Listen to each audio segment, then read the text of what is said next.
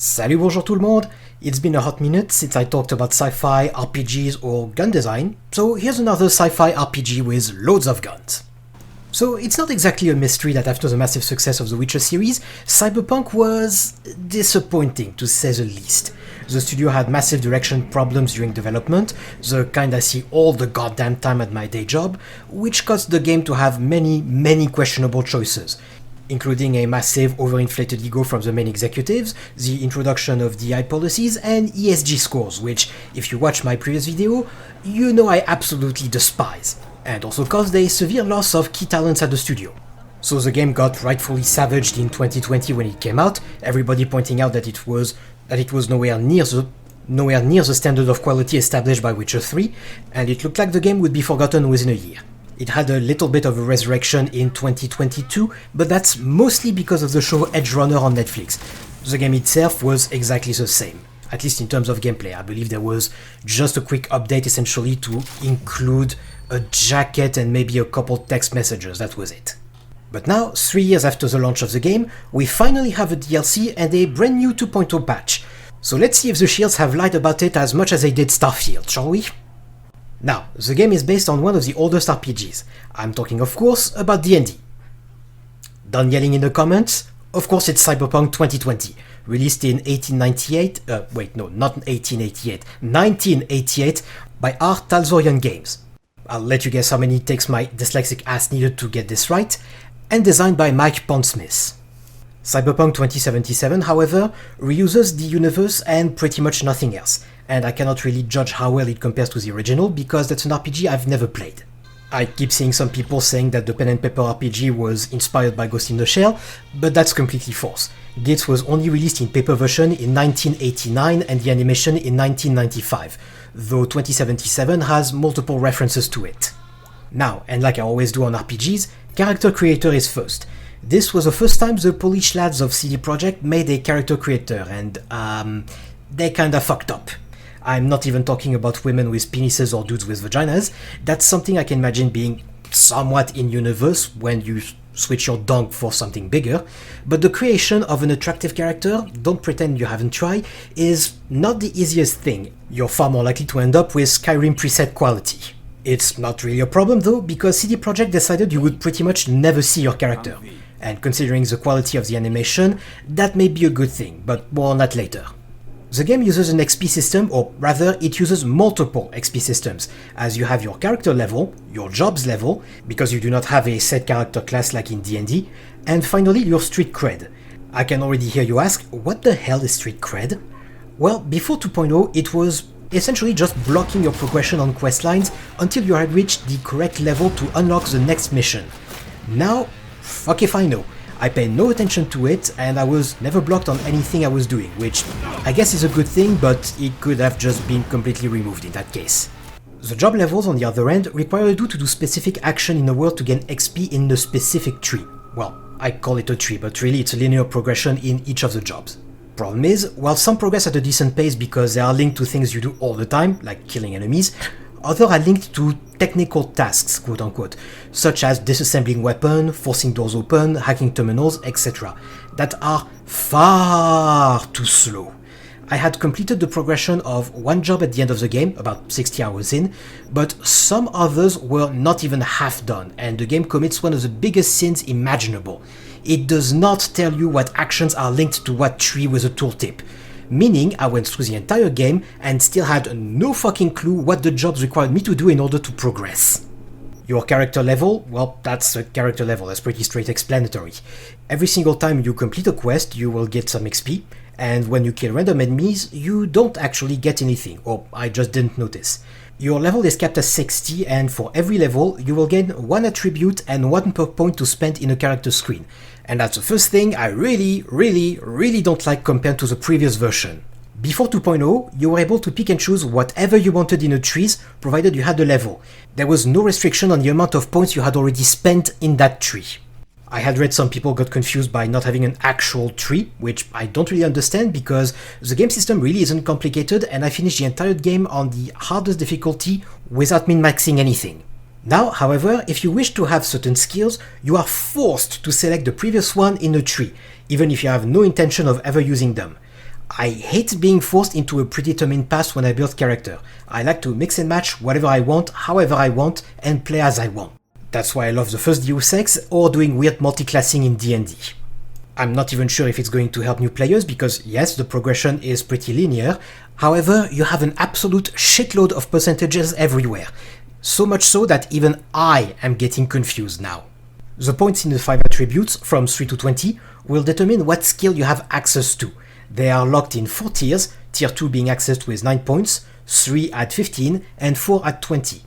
They will also determine health, additional sneak damage, armor, amount of implants you can have, strength of hack, etc. And since they are a crucial part of Cyberpunk, let's talk about implants. Like in many modern RPGs and MMORPGs, they have tiers just like any object. You can update them by either buying upgrades or using components at the clinic, the Reaper docks. They will give you various bonuses based on the interaction with the attributes and some of your skills. While it is possible to have implants in all slots, I didn't find a way to have the highest tier everywhere. Maybe because of the difficulty level, which annoyed me quite a bit. But in Universe, the Reaper docks are often associated to one of the corporations, so having the same inventory no matter where you are in the city also really annoys me. This is a change from version 2.0 as well.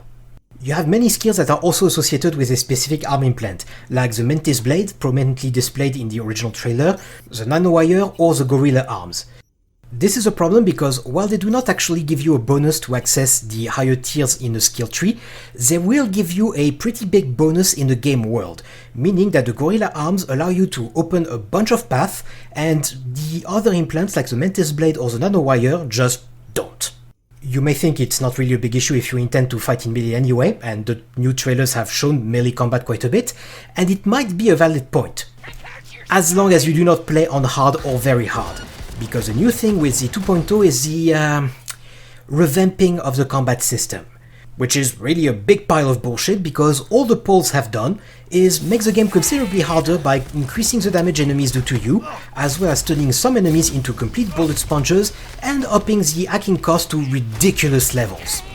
So in order to record footage for the review, I started my playthrough in very hard because before 2.0 it was a pretty good but not too unfair challenge, to discover that almost all enemies had insane health, hit like trucks, and my hacking was barely doing anything while costing an enormous amount, making the experience one of the worst chores I've ever had. So I dropped the game to only hard difficulty, but I still called bullshit multiple times from enemies killing me in second if I was ever caught out of cover or if they closed the distance on me. So if you are looking to make a melee build and also enjoy the game, you will only play on easy or normal. This also means that there are absolutely no reason to put more than 8 in strength, since the last tier of Gorilla Arms are going to give you a plus 12 to your strength check and allow you to succeed every single time. While I'm on combat, more things have changed, like health item and grenades. Now you will start with 2 charges of each, unless you get a skill upgrade, that will replenish instead of carrying consumables on you. I think this may have been done in order to make combat harder, which it does, making me rage at cheap death, and to fix the carrying capacity. Problem is, the carrying capacity is rendered meaningless now. I have not reached it once or even got to half load. Hacking also used to be very powerful, which it's supposed to be in this universe, however it has been ridiculously nerfed as any of the high tier hacks, which you absolutely need if you intend to do any decent damage, with the ramp cost, the in-universe mana, being so absurdly high you will only be able to use 1 or 2 if you do not use the overload skill. But once again, because the enemies cause so much damage, I feel the best way to play, or viable at least, is a stealth netrunner. Which also means using unsuppressed guns is really disappointing, as going loud will mean enemies will flank you, kill you in seconds in higher difficulty, and even though you wield the same weapon or pick one up, they never seem to do the damage they should, meaning the game is really doing the lazy thing that I really hate. Instead of changing the behavior of enemies to make them more dangerous, they just get a massive damage buff. The worst part is that this is also applying to bosses, which are just completely unfair and not fun to fight. And that's coming from a guy who finished every single Soulsborne and 200%ed Symphony of the Night. So all in all, in my opinion, the combat and character progression are much worse in 2.0. On the world itself, and because this is an open world, there is obviously quite a bit of travel, even if we are nowhere near the size of a modern GTA game, and unlike Bethesda, CD Projekt actually changed and updated their engine since the first Witcher game. So we have proper asset streaming, and the game does not need to load every single time you go into a different area, at least if you are on foot or driving. Obviously, fast travel will cause a bit of loading, which you are going to do a lot, sadly, because in this universe, tires are made of an unholy mix of soap and Thai massage oil, meaning the cars are way too often impossible to control, a problem motorbikes don't have for some reason, as long as you don't mind your hair or headgear popping up after a second. So you go through the city via subway or bike to accomplish missions, the majority of which, sadly, are the most repetitive and boring stuff I've played in a long time. It always boils down to one variation on the theme: go into a zone, kill or grab a dude or object, get out, and you're done. There is no consideration for universe building or storytelling in about 80-85% of the missions called gig in this game. It's really strange because Witcher 3 had tons of these optional missions in a far bigger world, but they had always a little bit of flair, a little something that broke the monotony of monster hunting. For example, if you wanted to get the best sword in the game, you had to convince an elven blacksmith to pick up his hammer and tongs again after he switched to making dumplings, having Geralt test his cuisine. In Cyberpunk, you get 30-second call at best and a text, both of the most boring, generic lines you could possibly imagine. You also have some actual secondary missions which are a little bit better, but they're often badly written or have such pacing problems I just don't want to play them at all. Lucky for me, the game decided to shorten my playthrough because 2.0 brought with it a lot of bugs, including breaking multiple quest triggers, so I just completed the majority of what was available on my map, and then I proceeded to the last mission. On the musical front, the game suffers from the same kind of problem as GTA, where I honestly cannot remember a single track, and I hated most if not all of the radio stations. Personally, I am mostly into metal, like Sabaton, Powerwolf, Battle Beast, etc., and I cannot help but think that instead of hiring movie stars, they should probably have hired actual bands in order to make proper music. On the voice acting front, it is mostly very good, especially from the Japanese voice actors, which are actual native speakers. The main character is, in my opinion, way too much of a brat, but obviously the biggest issue is Keanu Reeves. The guy is extremely good when it comes to choreography and puts a lot of effort in his project, in addition to being one of the very few Hollywood personalities to not be a complete asshole, but the guy is just not the man for the job when it comes to convey the full range of emotion, especially in voice acting. Some of it could be from direction, but Johnny Silverhand, who's an old character from Pen and Paper if I remember correctly, is very monotone and talks very slowly, sometimes as slow as I do and having a technical discussion, but I have the excuse of not being a native English speaker. The vehicles also have decent audio and do give you a feeling of having real power under the hood if you are in a sports car, but I keep having the impression that a lot of them share the same sound asset with a simple filter on top of it, and the constant shifting is annoying as hell, as much as it is in real life. The guns are also mostly okay with a very clear increase in bass as you move from pistols to SMG to LMG to HMGs, though I think the heavy machine gun and turrets do not sound meaty enough. A number of them are clearly using a long recoil system like some World War I machine guns, and if you have ever heard one, or even better fired one yourself, you know how concussive these things are, which sadly isn't really conveyed in the game.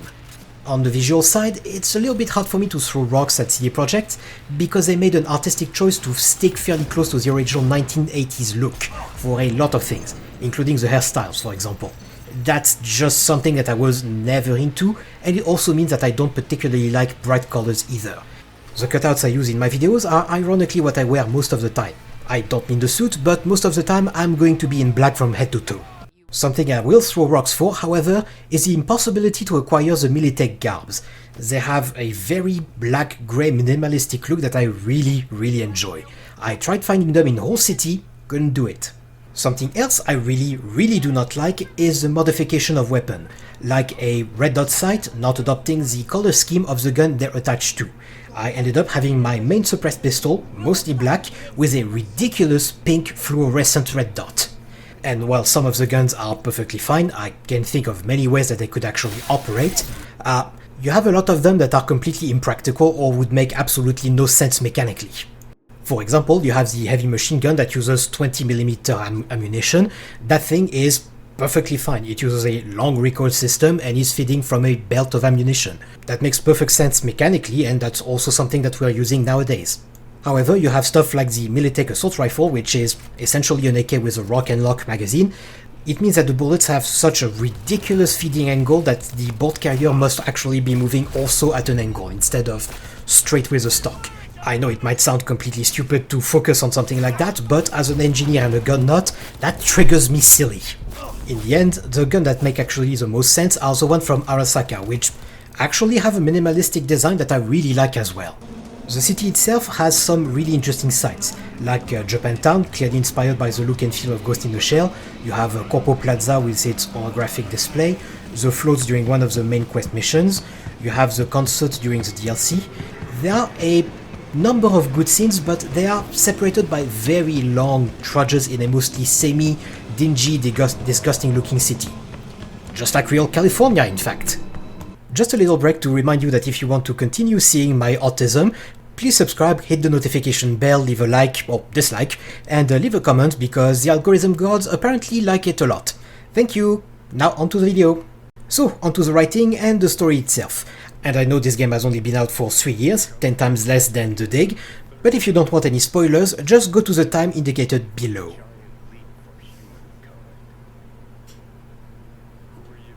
Maintenant qu'ils sont partis, let's discuss the writing. The best way I can describe it is uneven, and overall the writing is barely average, bordering on the bad. Like I've said before, most of the missions are completely boring and do not actually add anything to the story or have any of that little flair that make Witcher 3 one of the only open world games that I've ever liked. And that's where most of the issue is, really. The big massive problem with every single open world game I have ever played, except Witcher 3 like I said, is that you lose an enormous amount of focus.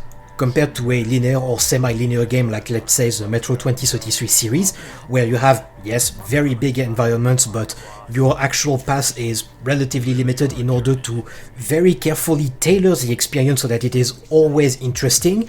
The problem with open world is you have this big giant mass to explore, and a lot of it ends up being the exact same thing over and over again, with a lot of empty between each mission.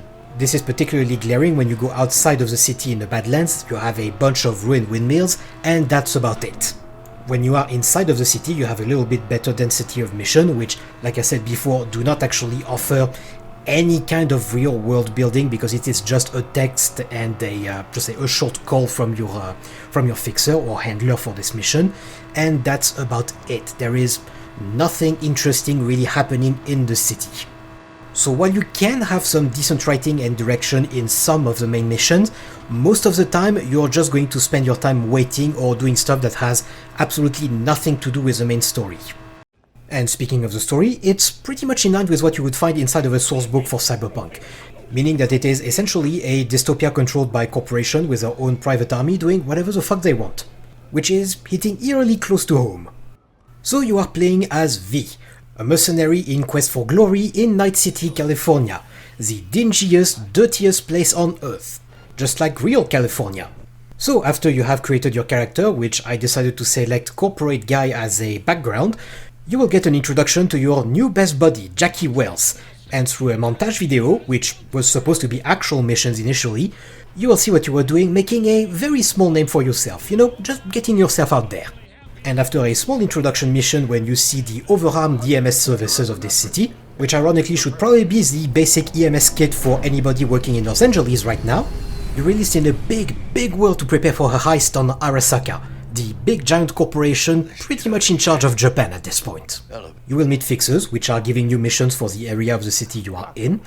You will meet Victor, who is one of the doctors that will give you implants. And you will also meet one of the first romanceable character and one of the very few decent human beings that you can find, Judy Alvarez. So once you have gathered a little bit of gear, some weapons, some healing items, some implants, which you don't necessarily need to do in reality because the game is scaling the difficulty or the level of enemies with your own character, you will go to the Afterlife, one of the main hubs of the city for mercenaries, in order to meet with Dexter Deschamps and get your briefing for the big heist, which, after a smooth infiltration in which you can see that Kojima is alive and well, or at least as pedantic as he usually is, Things obviously start going south as soon as you get the prototype, with the heir to the throne of Arasaka killing his father and you getting framed for it. Ensues a chase on the rooftops and Jackie Wells is critically wounded. And the prototype is now damaged, which apparently you insert in your brain because it needs to be kept cool. Anyway, after you escape the hotel in the automated car you came in, Jackie dies, which is supposed to be a teary-eyed scene like the Pyre of Vesemir in Witcher 3. Problem is, you don't actually know that character. You have done almost nothing with this character, so I don't really give that much of a shit if he's dead, even though the voice acting is pretty damn good. So predictably, when you arrive at the motel where you're supposed to lay low with your fixer, he's a bit panicking because you're accused of having killed the Emperor of Japan pretty much. So in order to cover his tracks, he has his bodyguard shoot you in the head with a 45, dumping your body in a trash heap. Problem is, the chip in your head has resurrected you, and as you emerge from the mountain of garbage, you meet with Takemura, the bodyguard of the Emperor, who managed to track down your fixer and executes him.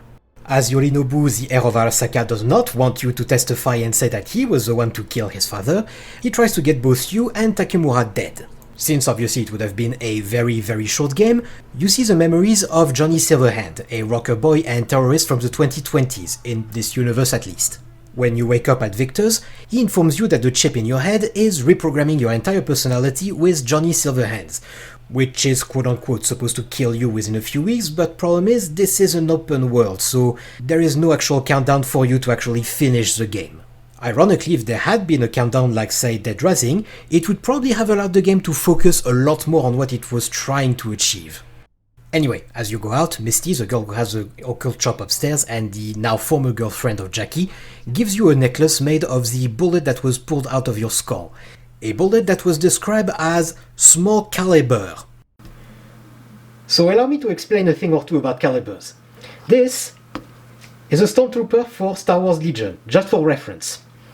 This is 5.7 by 28. This is 9 by 19, the most common pistol caliber in the world.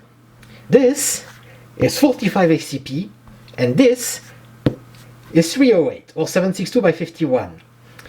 This is supposedly what is in your head. This is not a small caliber. 9mm is exactly average. Considering their neighbor, you would think the Poles would know everything about guns, but details. So now you know your situation, and obviously you try to save your own skin. I'm not gonna try to summarize 60 hours of gameplay to you, especially considering the vast majority of gigs and secondary missions have absolutely nothing to do with the story. But the game revolves a lot around themes of immortality, ownership of oneself, and value of the person. That last theme is very present considering your main character became a mercenary in order to try to get recognition, to be remembered. Which was also the case for Jackie Wells, and for Johnny Silverhand, the guy not only wanted to go out in a blaze of glory, but is also a nihilist anarchist who detonated a nuke at Arasaka Tower and killed thousands in the process. So, considering you don't particularly like having a terrorist in your head, the first thing you will try to do is to find Evelyn Parker, the prostitute who actually hired you to commit this heist. It's going to put you back in contact with Judy Alvarez, and as the mission continues, you will eventually find her, saving her from scavengers who are essentially abusing her for making porn, but she is so traumatized that she eventually commits suicide. Which is kind of a hard scene with Judy because you have interacted with that particular character a lot, but Evelyn herself, she's just a mass of pixels because you have done pretty much nothing with her. You met her, I think, once in the entire game, and that was it. It's also highlighting a problem I have with some of the writing with this game, meaning that there is a lot of misery porn. As you continue the game, you will have more missions with your companions. With Takemura, you are essentially trying to make buddy-buddy with Arasaka, which of course Johnny Silverhand is extremely against, and it will revolve essentially around kidnapping Anako Arasaka.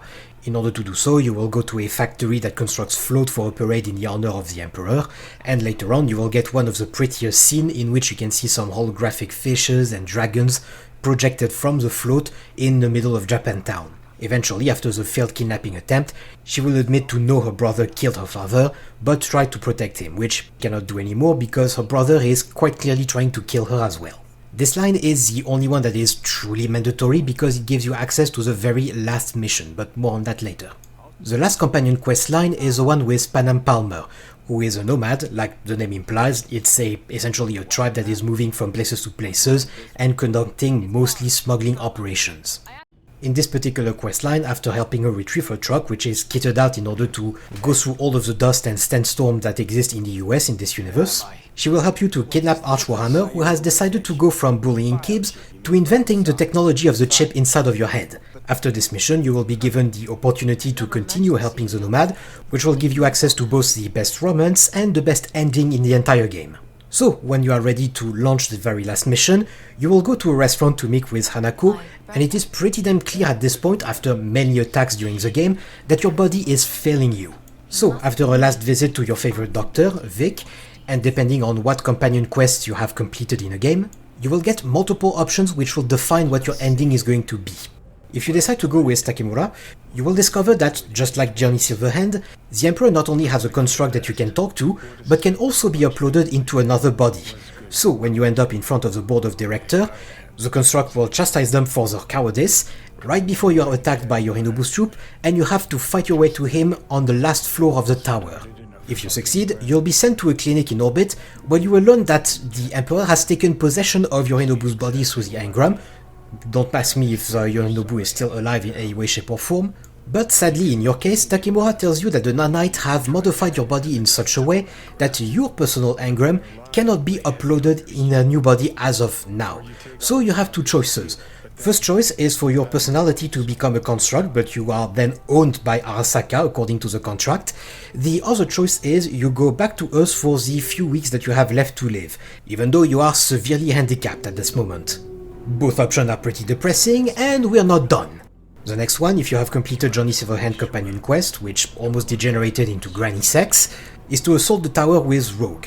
If you survive this mission, V is now an absolute legend of the afterlife. He is the best merc around, but because he is a fucking brat, he is still not satisfied.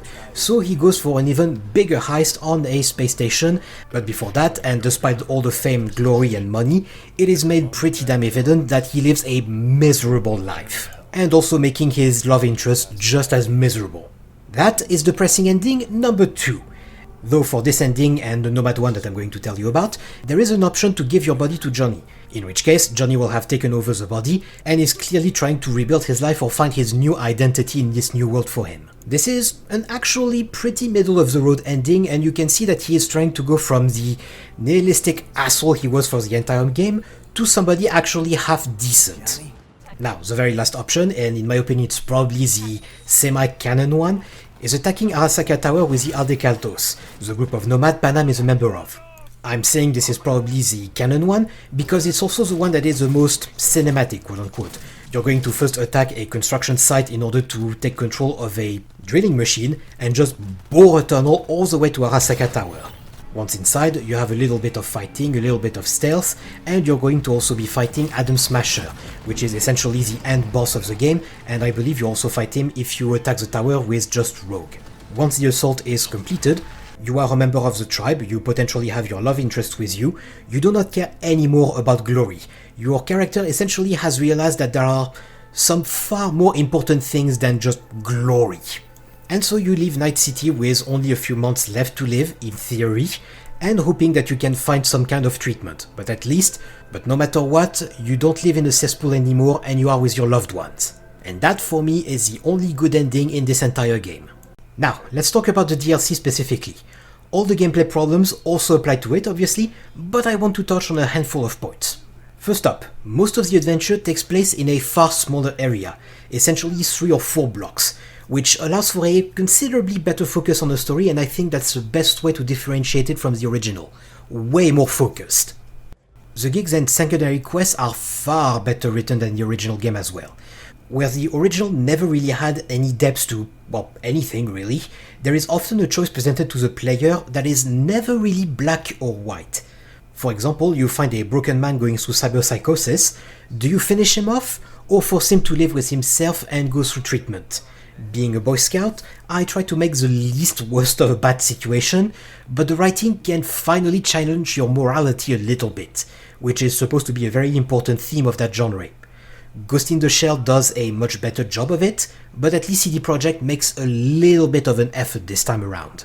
The dev diaries and the new trailers were also making a big thing of vehicle combat, but the thing is, they're also kinda shit. And like I said before, the tires are made of soap and massage oil, so controlling whatever you're doing in combat is incredibly frustrating. There is also a new mission type where you can just steal cars, which I did about 3 or 4 times and never again because they remind me of the worst missions in GTA. I find them boring and I hate them in both games. The combat is obviously as bad as it is in the rest of the 2.0, and you might have seen it in the trailer or in other videos. There is one big boss fight against a big tank that is a straight lift from Ghost in the Shell.